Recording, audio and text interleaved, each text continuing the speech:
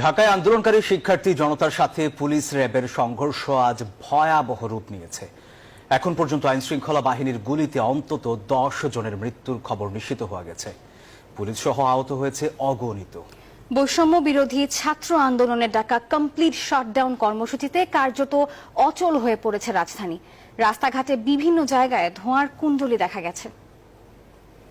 ধাওয়া পাল্টা ধাওয়ার ঘটনা কিন্তু ঘটে যাচ্ছে, টিয়ার সেল ছোড়া হচ্ছে, অপর পাশ থেকে আমরা ইট পাটকেল ছুটতে দেখছি। একটা রণক্ষেত্র রূপ নিয়েছে যাত্রাবাড়ি এলাকাটি। এই চিত্র থামেনি সন্ধ্যা পর্যন্ত।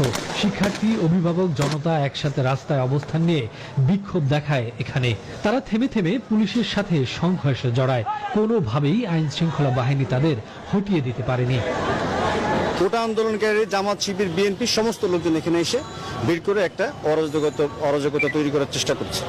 আমরা ডিএমপি কমিশনার মহোদয়ের নেতৃত্বে এটাকে অবশ্যই নিঃশেষ করে দেব।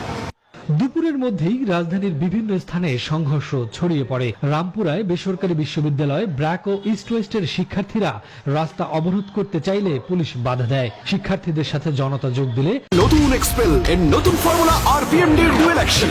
ঘরের মশা বাঁচবে না, বাইরের মশা আসবে না। পরিস্থিতি আর নিয়ন্ত্রণ আনতে পারেনি পুলিশ। এখানে দফায় দফায় চলছে ধাওয়া পাল্টা ধাওয়া। বাড্ডা এলাকায় এক পথচারী নিহতের খবর পাওয়া গেছে। মহাখালী মোড়ে সড়কে আগুন লাগিয়ে বিক্ষোভ করে শিক্ষার্থী জনতা। এখানে চলে ধাওয়া পাল্টা ধাওয়া। ঘন্টার পর ঘন্টা ধরে সংঘর্ষ হয়েছে মিরপুর পল্লবী এলাকায়। বিশেষ করে 10 নম্বর গোলচত্বর থেকে কোনোভাবেই আন্দোলনকারীদের সরাতে পারেনি পুলিশ।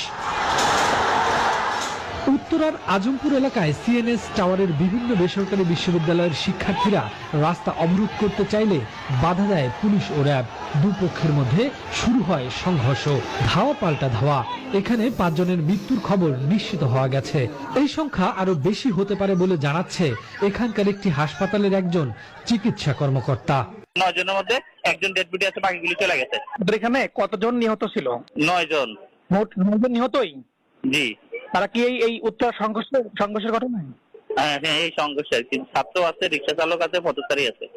তিনি আরো জানান, এই হাসপাতালেই 8 শতাধিক আহত ব্যক্তি চিকিৎসা নিয়েছেন। আইসিইউতে ভর্তি আরো কয়েকজন।